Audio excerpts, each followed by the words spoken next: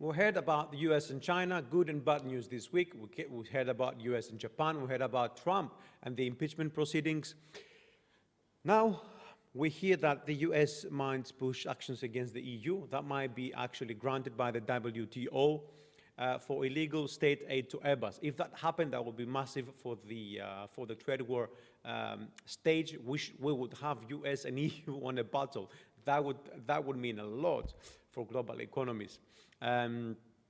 Now, the thing is that the dollar, despite all the political turmoil, your dollar is moving up, and this is because there is no shift to safe havens, and nobody's actually seeing dollar as a safe haven either. It's because inflation measures are getting back to the Fed's target, and this is very important for investors to look at when they're looking for signs.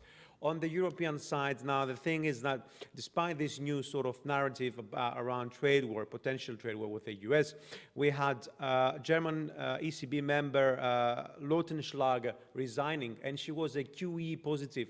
So this is going to affect the euro. It was euro negative yesterday, as you have seen. Now the thing is that because we have also the switch between Draghi replacement with Lagarde, are we going to see a shift?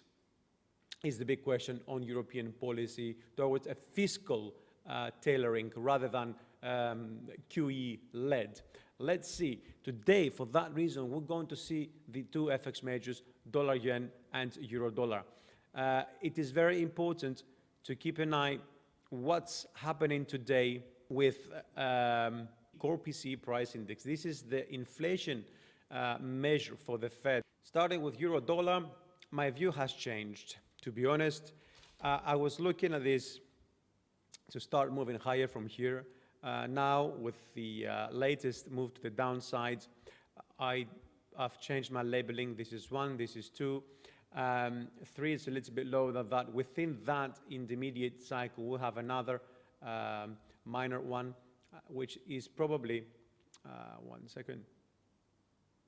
which is probably going to take prices now to wave 5 to end around the 1.08, which is the 2 Fibonacci extension, 200 Fibonacci extension of this move, okay?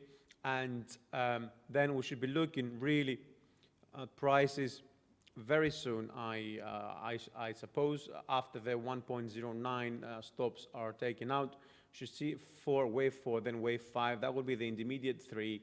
Then we should be looking prices to move back up here to create a nice resistance at 4 minor, 4 intermediate, and then head lower to complete wave 5, which is likely to take prices down to the 2618 extension around 1.07 and potentially even lower.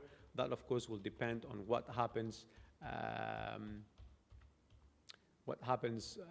not only with the dollar, but also with the European economy and policy changes, etc. If we see a fiscal policy, a shift to a fiscal policy, obviously this is going to be supportive for the euro. So there is a lot of concerns at the moment after the resignation of ECB's member Lautenschlaeger, but we have to wait and see how markets actually react to these news. Now, dollar-yen on the other side, I've also changed my view. I was a bit more bearish. I've now stopped right here, and that is because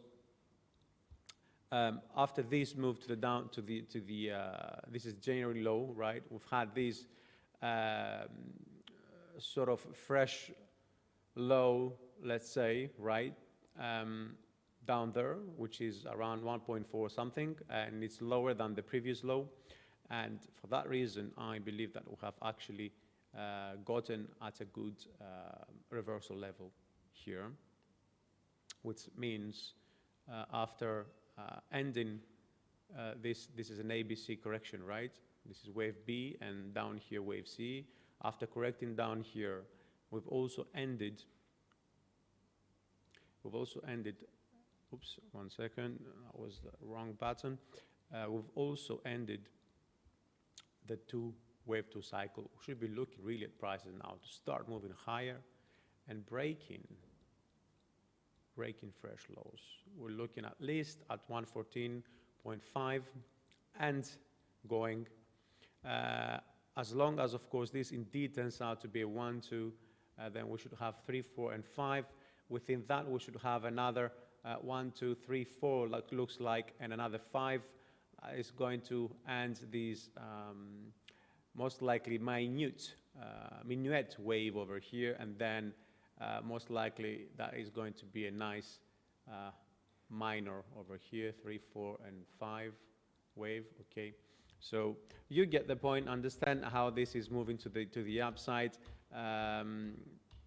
Now, of course, this is all trade war and escalation dependent, but considering that the US economy is really surviving in a period where all the other economies are on a downturn, we could actually see that becoming a real scenario and a very good opportunity, as there is no signs supporting any bearish move